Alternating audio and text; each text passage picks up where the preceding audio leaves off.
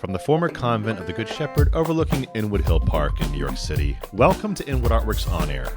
It's where we meet the musicians, filmmakers, writers, theater makers, and artists of all stripes who make their home in what we affectionately call Upstate Manhattan. I'm your host, Aaron Sims, and today we welcome wardrobe professional Erin Brooke Roth. With over 25 years in the costume and wardrobe world, Erin Roth has worked in regional theater, summer stock, bus and truck tours, national tours, and spent the last 13 of those years working on Broadway and the past 4 in film and television. Erin's a graduate of Butler University with degrees in theater and history and received an MFA from the University of Cincinnati College-Conservatory of Music in costume design and construction with an emphasis on wig and makeup design and construction. She has made anything and everything that goes on an actor's body and has dressed actors in any situation you can possibly think of. We are thrilled to have her with us today as a guest on Inwood Artworks On Air. So welcome, Erin. Good to see you. Hi, Aaron. So since you have pretty much made it all, so she says, what is the most unique thing that you've built that has gone on an actor's body? It's been on an actor's body. Theater-wise, I did an Indian head roach for a production at Indiana Repertory Theater for a new piece that they premiered like eons ago. And then recently for film and TV, I did a suit where the entire back side of it from neck down was completely naked. Wow. So when he stood up and turned around, all you saw was nakedness. He's just naked. I wonder how that fitting went. Well, very interesting, because I had to basically lay under him like he was a car and mark certain things. Wow. Yeah. So, you should read the fine print and the contracts when you're asked to do certain things. Yeah, no one told me I was going to have to mark where something lands on a modesty sock. That was, Well,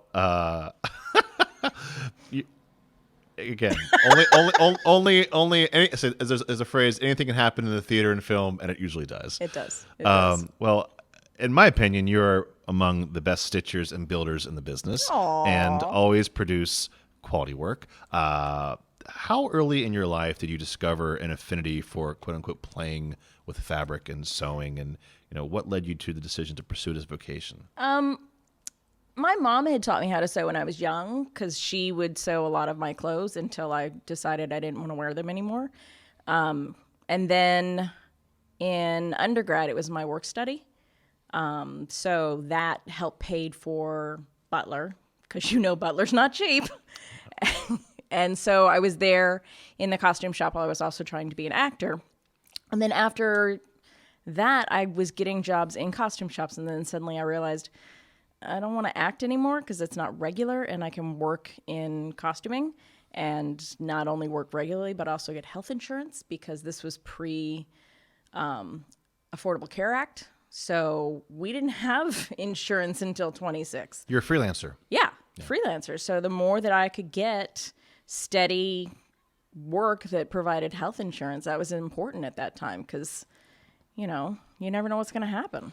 Do you remember telling your parents that, hey, I'm going to go pursue a life in the theater? God, no, I never did. Because, but you had to in a way that, because they're going to major in it at Butler. So, I mean, I know it's still a testing period, but departing, like, do you remember the moment where you kind of saying like, okay, I'm going to transition over to costume and wardrobe full time? I don't think we ever had that conversation because that's not what my family dynamic is. You're just like, I'm doing this. Hope to see you at Christmas. Yeah, basically. I was like, I have a job here. I'm going to go do this. But growing up, she's employed. Yeah, exactly. None of us children ever really talked to mom and dad about what we were going to do with our lives. I mean, Eric said at one point, Eric is my eldest brother, that he wanted to go into the military and the Secret Service, and my mom said, absolutely the hell not. That's the only time any of us talked about our careers.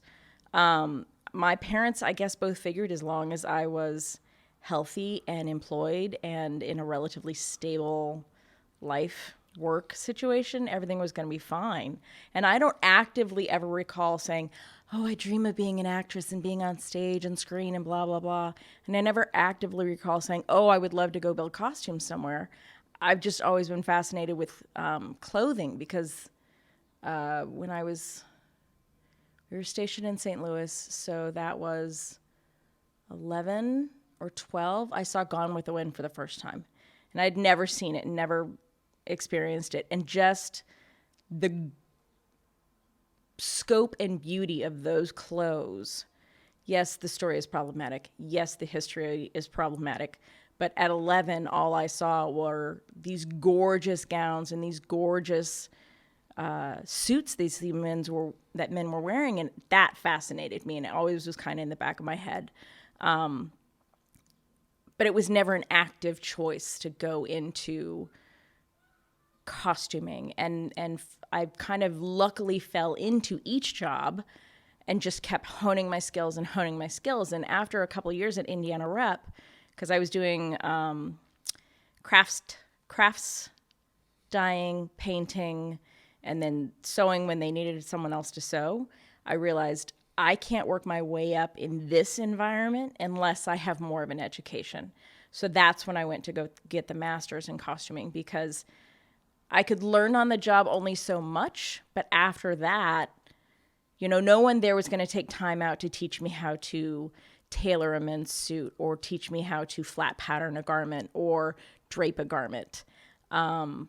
So I had to go get that education elsewhere. So then I went to grad school, and that grad school didn't give me exactly what I was looking for. So I just kind of kept trying to find everything and all the information that I could, reading all the books that I could, experimenting when I could on commissions people hired me to build, or, suddenly an actor has a suit that he needs to make look like 1800s. Okay, so how do we do that? So it was a lot of experimentation and just kind of figuring it out because I wanted to, because I had to. Yeah, well, you're bringing me to a great point. Is that well, it's talent isn't enough to make a career in the business.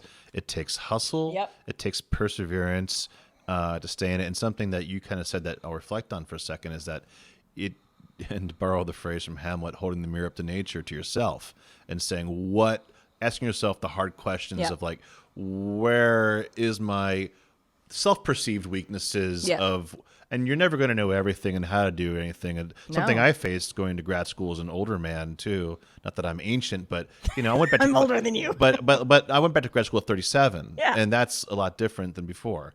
And but when I went to CCM, I was in my early 30s.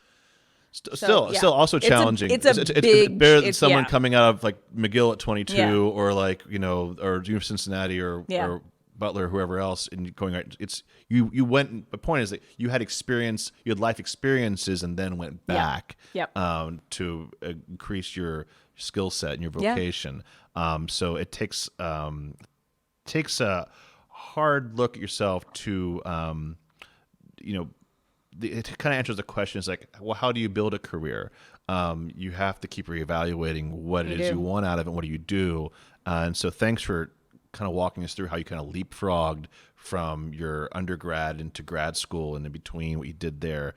So did you have any mentors along the way that helped you to bring you through into grad school? And I think it's kind of the same question in a way. Any mentors that helped you push it through, but also too, I think it's not just because mentors can only give you advice for so long, right? It's up to you to do the work. And so is there a particular big break / turning point, or points plural, that moments stay with you, whether it was in your training or the workplace, that advanced you along in your career? Well, for both of us, you and I, because we both went to the same undergrad, Dan Work was a huge mentor. And if you remember how we would do that meeting at the beginning and he would talk to everybody in the department, and there was an introduction of all the other professors. And he very directly said, if you want theater, you've got to do it for yourself, because no one's going to do it. And that has always stuck with me. So in the back of my head has always been this thought of, if you want this job, you have to do it for yourself. So that keeps me going. And then Dan Pugh, who was our costuming professor, more so yours than mine, because they were all out on sabbatical. There was a lot of sabbatical when I was an undergrad, so there was a lot of things that I missed. It's good to be a professor of theater sometimes. Yeah, it is. And he always looked at how can I make this piece of fabric, or how can I make this garment work for what I have, because I have a budget constraint or I have a time constraint. So that always taught me, okay, look at everything in more ways than one. Look at all the different perspectives of how you can make this work, or how you can change this, or, you know, add some trim here, cut a sleeve there, do whatever to make it work. And that's, you know, that's very much a mindset of university and of summer stock. How do you get it done? So that helped push me along, I think, later on when I was not really sure of where I was going to go. I was like, okay, well, let's look at all the different aspects of what you can do in this job and what you can do in this industry. You can go dress on Broadway. That's great. That's fun. That's lovely. You can also pick up side hustle jobs of, oh, I'm going to alter this actor's clothes, or, oh, I'm going to, you know, build this garment for a show that's being shipped off.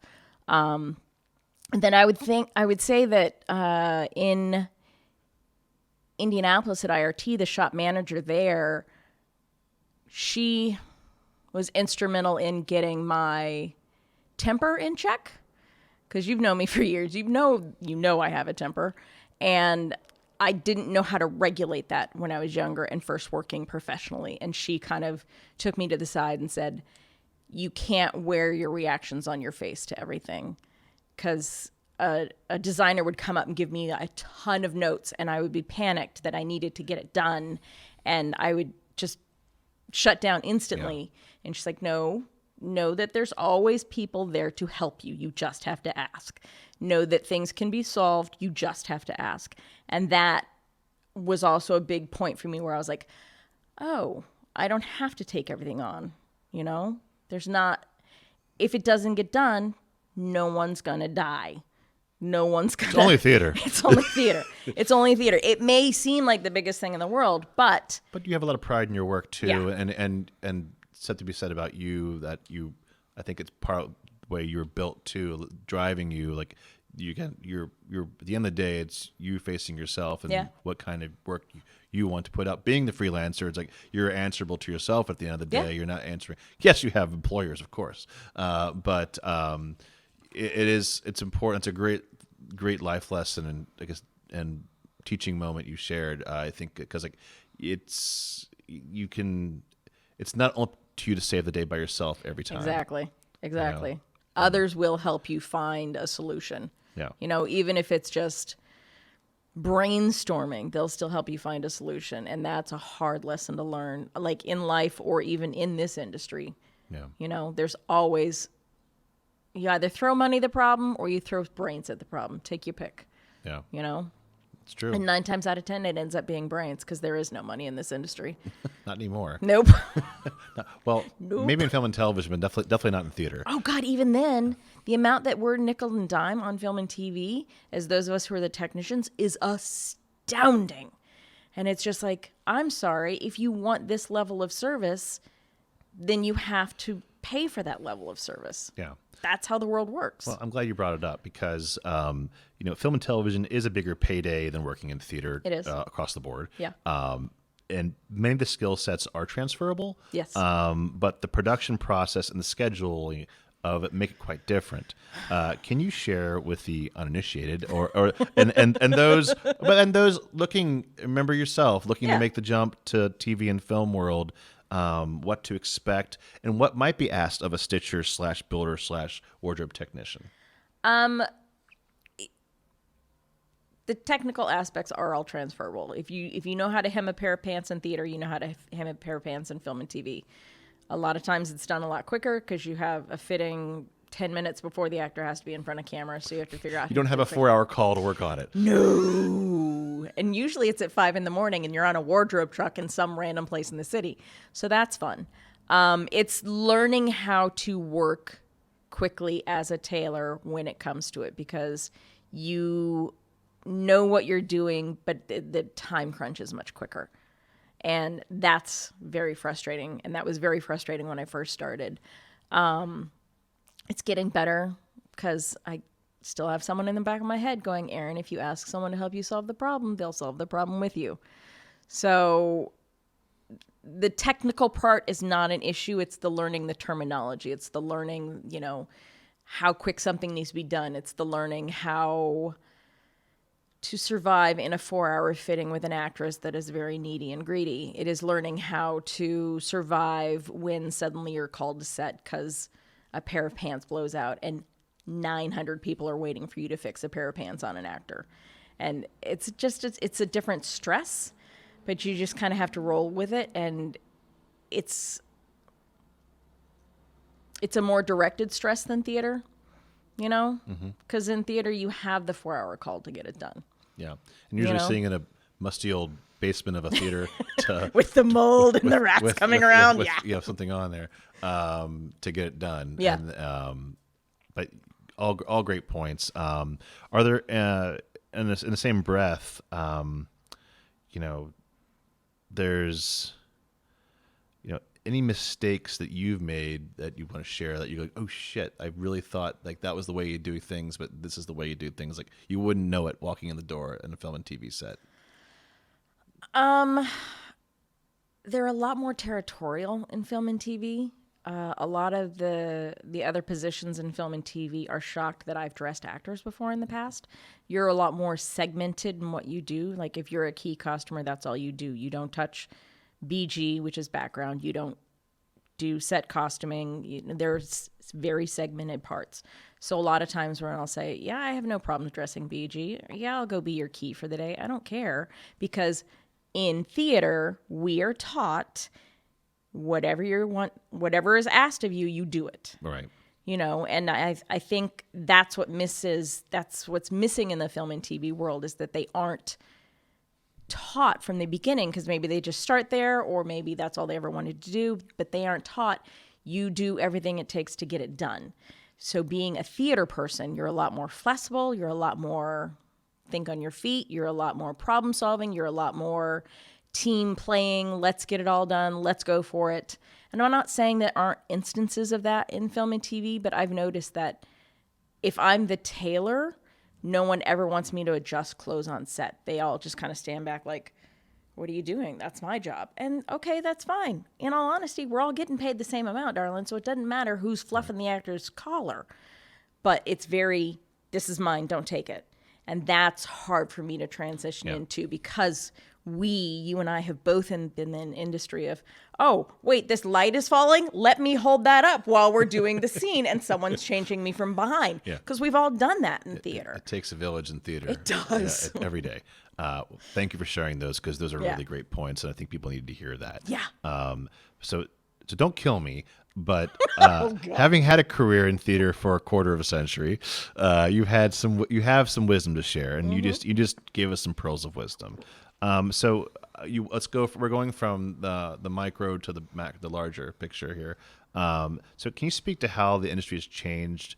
You can say for better or for worse, if you will, from your first gig, which I believe was Main State Musical Theater. Wasn't that your first gig? No. No. Before that was Chillicothe. Oh yeah, Tecumseh. That was your first one, right? Oh God, I do was remember. hell. I do remember that as well. So, Tecumseh. So, how has life changed from riding a horse in Tecumseh? I'm just teasing, but honestly though, from your first gig to where you are now, and what changes in the culture would you like to see as we all try to do better moving forward? We've seen a lot of changes because we talked about this. Kind of encapsulates your career from you've seen the summer stock and the national tours, the bus and truck, the one-nighters to the longer ones. You did the 42nd Street tour. The first non-act when that tour, went out, first non-act tour of that, when that went out way back, and was it 97?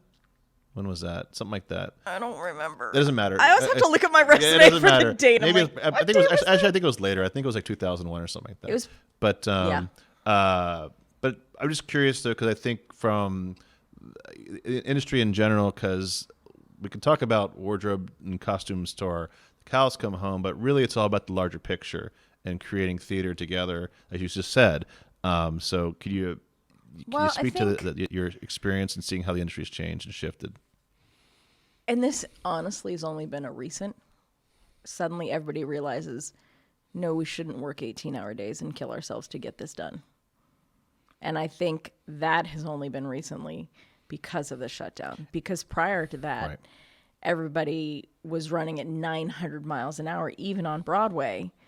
to get it done and get it right. Yeah. Particularly tech days. Yeah. When you're doing a 10 out of 12 and you're doing 4 of them in a row, or when my first show in New York was Mary Poppins, and we did an entire month of 10 out of 12s. Insane. We spent 4 days on It's a Jolly Holiday for Mary, and I wanted to kill her after that. And it wasn't her fault. It wasn't her fault.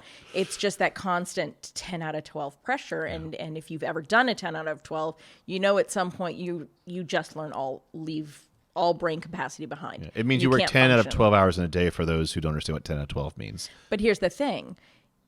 As a wardrobe person, we're usually in 4 hours before that 10 out of 12 starts. Because you have to prep the costumes and do the laundry call. Yep. And get everything preset. So it's really and get 16 arranged. hours. At least 16 hours in a day, and do that for an entire month, and you only have 1 day off. It's not a way to have a life, period. No.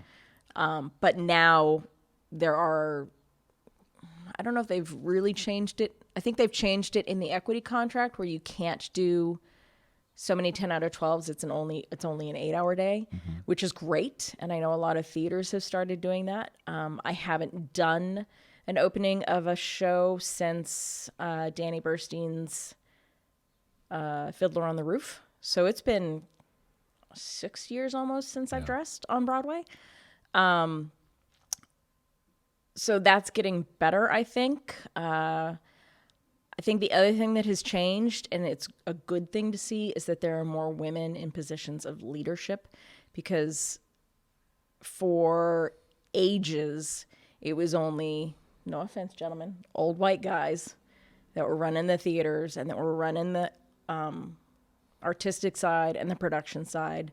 I mean, when I was at IRT, the fact that there was a woman running IRT was not heard of in regional theater. Janet Allen.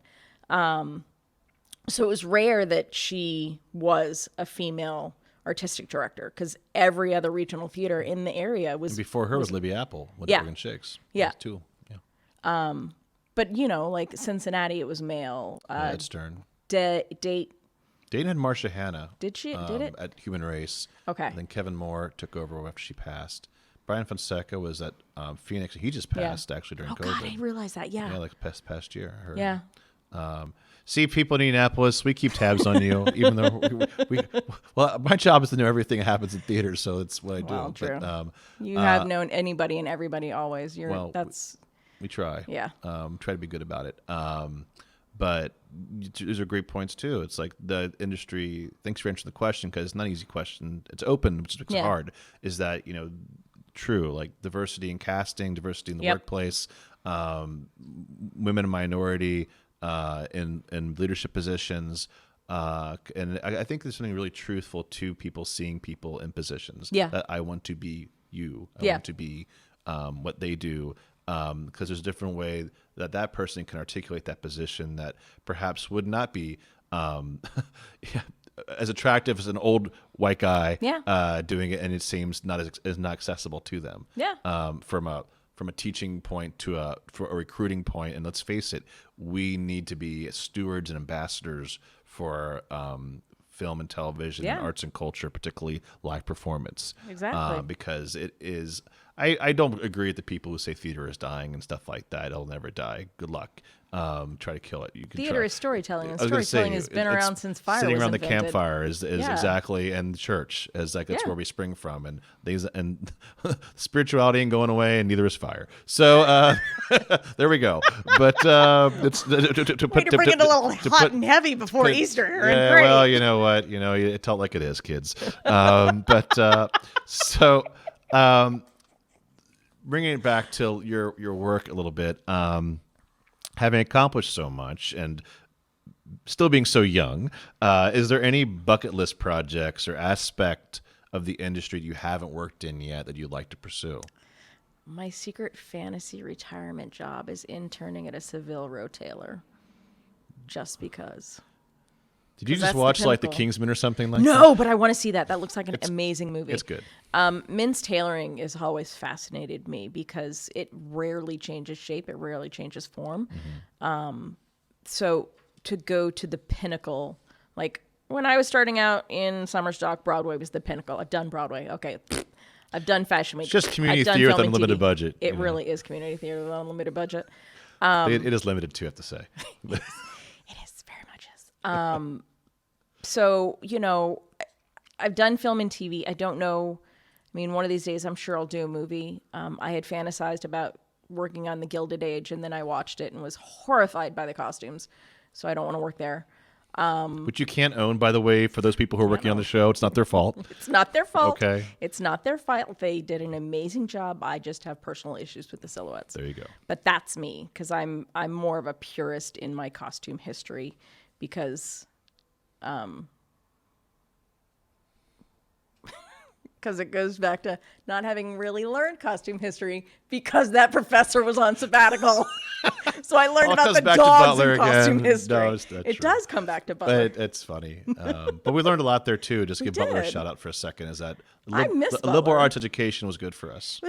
It was amazing. Because we did everything. Yeah. I mean, we had to do lights, we had to do sound, we had to do act, we had to do costumes, we had to paint the floor in the frickin' theater. I mean, everything that was required of it, we did that. And I think and the creative work. Exactly. And it's made us more versatile as not only artists, but also versatile as people. Because as a producer, I can speak people's languages by having done it all. And you could say, I'm not a playwright and per I mean, se, whether anybody on this podcast series knows, you're a honorable withdrawal local 764 member. So you have dressed on Broadway. I have dressed on Broadway. Yeah. And I've dressed Fashion Week as well. Exactly. So you have done all aspects of it. I have done it all on the professional level for sure. And I think that's a strong, basis of learning from Butler is what has served us well all these years later. It absolutely has. Yeah. A definite big affection for the old Butler Theater program there. Go Dogs. Go Dogs.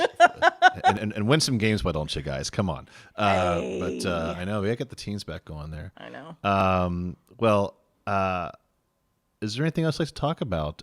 We've had. Is there? I guess one thing is there any one project you're particularly proud of that you've done? / show.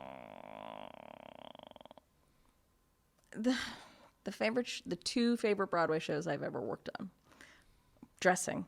One was Fela, because it was something I had never experienced before, and representation matters. It was an all-black cast on Broadway when there were no other all-black casts on party. Broadways. It was a big party. It was a big party every night, and the music was infectious, and I now own several Fela Kuti albums because I had not been exposed to that music before. And I have not as wide a range of music choice as you, but I have a very broad scope. And so it opened that whole other world to me, and it opened a whole other world to me of performers I hadn't worked with before because, it's basically all white on Broadway. It is getting better, and it can only get better. I really want it to get better. So Fela, I loved dressing. It was fun backstage. It was fun on stage. Every single one of the performers there was kind to me, whereas in other shows I have experienced, people aren't kind. Be nice to your dresser and make sure you tip them. Exactly, because we know all. We see all. Yeah. And then my other personal favorite, which I'm very sad, was I dressed The Last Ship on Broadway with Sting. And Sting has been my crush since I was 12 years old. And again, all of the performers were kind. They were all nice. They treated me as a human being. And that makes a huge difference because there's always been this moment of, is it The Dresser, the movie with Albert Finney? Yes, with Albert Finney and Tom. It's Albert Finney and I'm blanking on his name. I am too. But where he just literally screams out, "Dresser!" Yes, it is The Dresser. Yeah, it is The Dresser. But oftentimes dressers are treated like that. Like I've had people throw underwear in my face at the end of the night, and that's not cool. But I didn't blow up at them. I took it and I went away. But everybody on Last Ship and everybody on Fela always asked me how I was doing, always asked if there was anything wrong, always were inclusive of me, and that makes a huge difference. Tom Courtney just came to me. Okay. But, we're, as dressers, we're always kind of treated as staff or the help. Yeah. when we're there to listen to your problems, get you cold medicine, cheer you up, calm you down, get you on stage. I mean, there was a one point when I was dressing Little Mermaid that the lead freaked out because a flash pot went off at the wrong point in time and she wouldn't go back on stage. So I had to talk her back on stage because she was having a panic attack, but she had to be on stage because she was the lead. So I'm there as therapist, I'm there as cheerleader, I'm there as coach, I'm there as friend. And you have to do your job. Yeah. And I have to do my job. And I have to change her in 30 seconds and get her out on stage. That's right. And there has been in the past a disconnect between the performers and the technicians. And it is getting better, but there are still times where I'm just like, I'm sorry, you're no better than any of us because you still put your pants on one leg at a time. That's right. And without you, they probably couldn't get their leg back in. Without us, you'd be naked and on fire. Well, so just there you go. And there's a quote there. It says, give us 30 seconds and we can change the world, right? When we're backstage, Exactly. dressing wise, right? Exactly. Yeah, and that goes to the stitchers too, and people putting in zippers that break, and Yep. The common occurrences. The bottom line I take from all that is that we're all playing on the same team. We are. We're all working towards the same goals. At Exactly. the end of the day, it's all about what happens at 8:00, which is usually curtain time. Yeah. And that's why we're all there together. And it is a professional vocation Yes. to be a stage technician, whether it's wardrobe, lights and sound, scenic props, whatever. And it takes a lot of dedication and talent and education and life experience to do what we do backstage. Yeah. And no one sees our magic backstage. They only see the front of stage magic. And they don't see that there is an entire working city behind the curtains to make everything that the audience sees beautiful, perfect, and magical. They don't see the person getting swallowed by the Harry Potter bookcase. They don't see the 3 stagehands down below catching them, making sure they're safe. Right. Or who drops the chandelier at Phantom. Exactly. Exactly. Or who catches the flying monkeys at Wicked. They don't see that there's a dresser there and that there's a stagehand there making sure that that actor is safe and okay and getting dressed for the next change and on to the next. And the magic is that they're not supposed to see it, and Nope. they don't. Nope. The audiences don't say the audiences Yeah. don't see it because those people backstage are that good. Yeah. There's a story about one of the Schubert bigwigs is backstage, and it's probably an urban myth legend by now. And he's backstage talking to the stage manager, and all this local one guys are sitting around doing nothing, drinking coffee, watching TV, reading the sports ads, whatever, and they're doing absolutely nothing. And the producer's like, "Why am I paying him all this money?" And then blackout happens, and they change the set in under 30 seconds, and they all come back, and the stage manager turns to him and goes, "That's why you're paying them all that money." Exactly. It's that 30 seconds to change the world and make it a better place so that the show can go on. I couldn't have said it any better.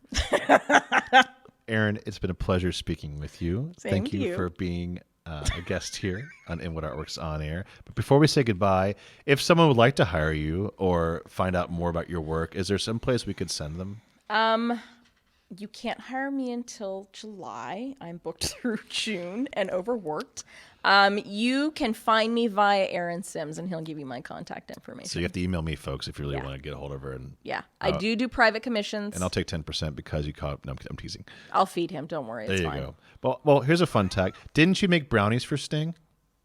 I did, and I made pie, and I made cookies for Sting, and he hugged me at Christmas. See, it was the best time ever. So there's your crowning moment in your career, folks. You hang in there. You get to get hugs from Sting. He was wearing leather pants, too. It was lovely. All right, we're cutting off the show now. All right. Well, that's that's awesome. It really is awesome, actually, though. And then did he sing "Don't Stand Too Close to Me" after that? No, I couldn't say anything. I was petrified like a 12-year-old girl. And when he hugged me, he honestly said, "Well, maybe you'll talk to me now." Because anytime he'd be around, I'd just be like, because it's Sting. It's my idol. I mean, I've stood. The only other person I geeked out about as much was standing next to the Kennedy daughter that's still alive, Catherine? Catherine. And it was at some charity event, the mayor's dinner, Yeah. where they always have the mayor dress up in whatever Broadway show and they do a little skit. And she's standing right there. And I was like, Your Camelot's over here. exactly. Yeah. Because, I mean, I've dressed major names and it's like, But it's you put fun. your pants Again, on look- like everybody else. Look where your career's brought you. I know. Very proud of you. I'm proud of you. Well, thanks. Takes one to know one, I guess. So, listeners, if you want to hire her, shoot me an email through Inwood Artworks, all right? So, thanks again to Erin Brooke Roth for joining me on this Artist Spotlight episode of Inwood Artworks On Air. It's where I meet the musicians, filmmakers, writers, theater makers, and artists of all stripes that make their home in what we affectionately call here Upstate Manhattan. If you have a moment, please show us some love right now by rating and reviewing this podcast on Apple Podcasts. It really does help. Many thanks to Church of Good Shepherd here in Inwood, New York City for hosting us, and to HideSites.com for uptown promotional support. You can support Inwood Artworks On Air and all of our programming by making a tax-free donation at inwoodartworks.nyc/donate. Be sure to follow us on our social media at Inwood Artworks to keep up all that we do, which includes the Inwood Film Festival, Filmworks Al Fresco, pop-up art galleries, live performances, and so much more. Inwood Artworks On Air is proud to be supported in part by public funds from the New York City Department of Cultural Affairs in partnership with the City Council. From the top of Manhattan and the bottom of our hearts, thank you so much for tuning in. This is Aaron Sims for Inwood Artworks On Air.